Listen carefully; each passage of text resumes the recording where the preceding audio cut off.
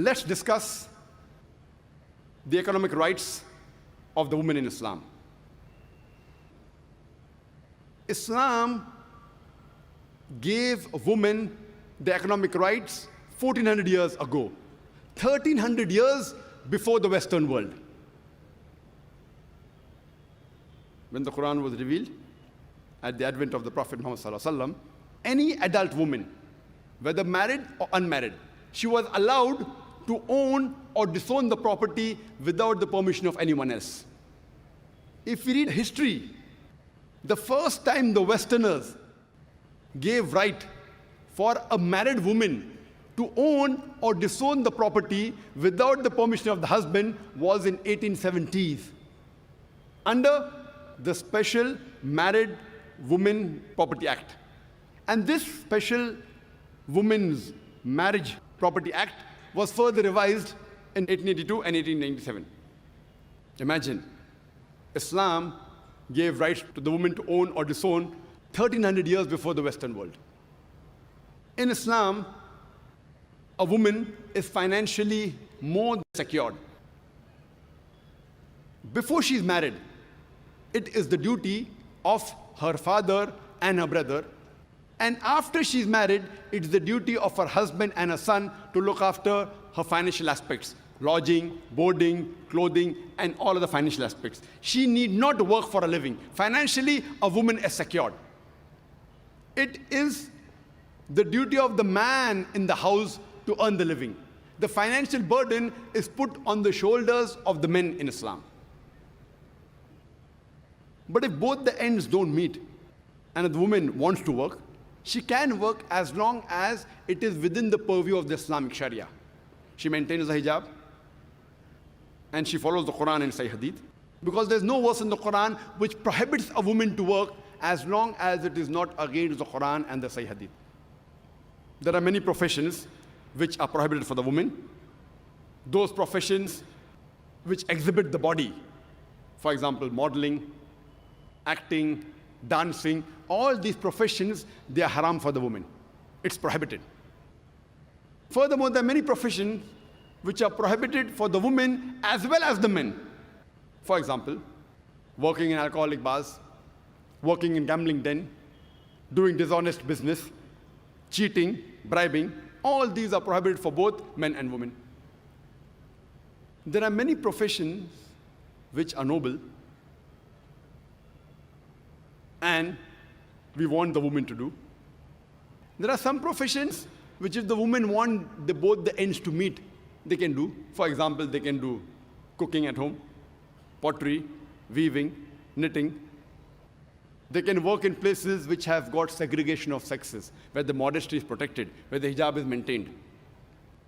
They can take up noble professions such as teaching. They can become nurses and doctors. If I want my wife, my mother, my daughter to maintain a hijab but natural, we should make our women folk, some of them as doctors. But if we analyze in Islam, the woman is financially secured. She need not work for a living. It's the duty of the man to look after the financial burden. Before she's married, as I mentioned, it's the duty of the father and the brother. And after she's married, it's the duty of the husband and the son to look after her lodging, boarding, clothing, and all financial aspects. She need not work.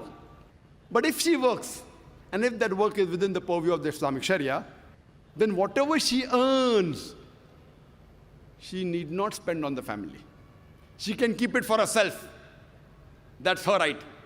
But if she wants to take part and help in the financial aspects, she can. But no one can force her.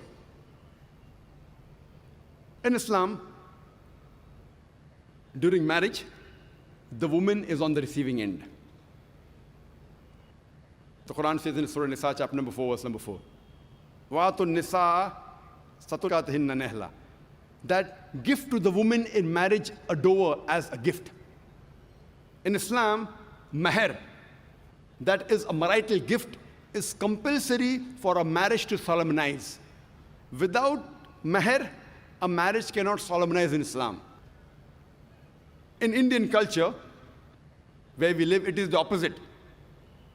It is the woman who gives dowry to the would-be husband. In Islam, it's opposite. It's the man who gives to the would-be wife mahr, a marital gift, a dower. But unfortunately, in the Muslim society, many of us have made it as a joke. You know, in India, we keep mahr as 786 rupees. You can't even buy a pair of shoes with 786 rupees. And for namesake, they keep 2,000 rupees or 19 miskal. You know, saying that the Prophet kept 19 miskal as mahr. If you have the same wealth as the Prophet and Hazrat Ali, may Allah be pleased with him, and if you give 19 miskal, 19 miskal good, you may be having 10 times, 100 times more wealth than what the Prophet had, and Hazrat Ali, may Allah be pleased with him, and you want to give 19, you have to give 190, 1900 miskal if you want to follow the Prophet. They spend on the weddings lavishly. They may keep the nikah in the mosque for namesake, but a walima on a big ground, spending lakhs of rupees, millions of rupees, and they want to keep a mahr as 786. They want to make a mockery of Islam. The Indian culture, unfortunately, some of the Muslims, they are being influenced by the Indian culture. You know, in Indian culture, it is the woman that gives the dowry to the would-be husband. And you know, depending upon the market, if you want to marry a graduate, you may have to give 5 lakh rupees, 500,000 rupees. If you want to marry an engineer, you have to give 10 lakh rupees, 1 million rupees. If you have to marry a doctor, you may have to give 50 lakh rupees, 5 million rupees, as though herds and cattle are being sold in the marketplaces. In Islam, to demand dowry from the would-be wife is haram. It is prohibited. Demanding directly or indirectly, both prohibited. You can't tell the parents of the would-be bride that my son, he likes to travel in a Mercedes car. Giving an indication, I want a Mercedes car for dowry. You know, my son, he likes to live in a 3-bedroom apartment. Giving an indication that you want a 3-bedroom apartment for dowry. Demanding dowry directly or indirectly is prohibited in Islam. If willingly, if the parents of the girl, the bride, want to give some gift to the daughter, there's no problem, but you cannot force or cannot ask or request directly or indirectly. It is prohibited in Islam. So if you analyze in Islam, the women, they are on the receiving end during marriage.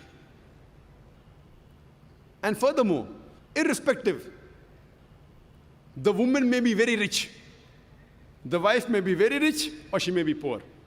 Irrespective whether the husband is rich or poor, it is yet the duty of the husband to look after the food, clothing, lodging, and on financial aspects of the wife. He cannot say, okay, my wife is rich, I'm poor, yet it is his duty.